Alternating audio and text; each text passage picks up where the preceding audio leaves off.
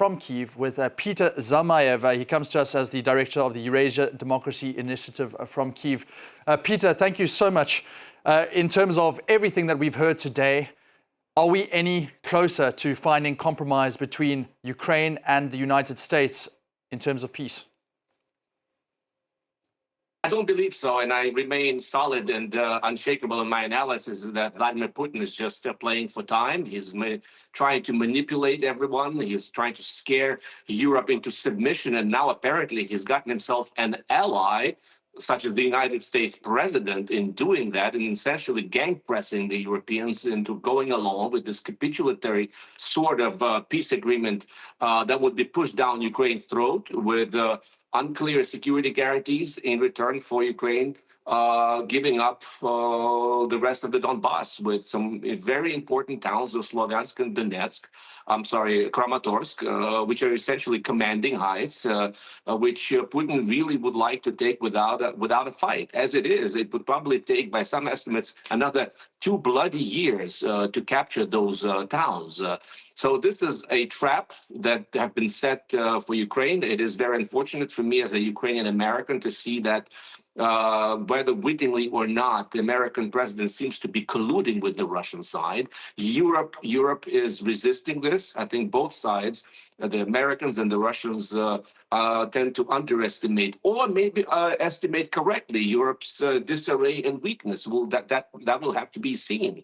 But so far, we've seen a lot of bluster from the European leaders, but the actions haven't, unfortunately, matched the rhetoric. Where's the guarantee of future financing of Ukraine? I mean, what's going to be the decision on the frozen assets? Europe has not been able to overcome their collective action problem, and so my analysis once again remains unchanged. Putin will stop this war when the foot of the last Russian soldier steps on the last square meter of Ukraine's territory. That's on the Russian side, Peter. In your analysis, what is going to change the US president's mind as far as Ukraine is concerned? What can Kyiv actually do? Well, Kyiv has been playing, with all the criticism levied against the Ukrainian president and the recent corruption scandals.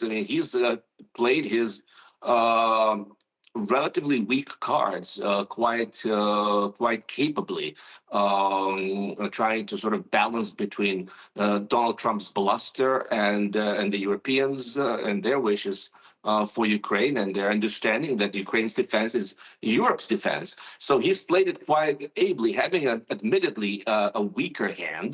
And at this point, I think the only way to if not go around Donald Trump, but to sort of get him off that perch right now that he's been occupying, very friendly to Russia, is to go directly to the congressman and to try to bolster the bipartisan support of Ukraine among the establishment on the Hill. I'm talking about key policymakers, senators, and congressmen, both Democrat and Republican. That's precisely what's been keeping Trump from just outright signing some kind of an agreement with Russia and overnight stopping all aid to Ukraine. There's still that old guard. There's still Mitch McConnell's and Lindsey Graham's on the Hill that just can't stomach the idea that that America would have this 180-degree turnaround and give up on its ally. That's the only thing I think that's keeping Donald Trump from making that step. Otherwise, I think he sees in Russia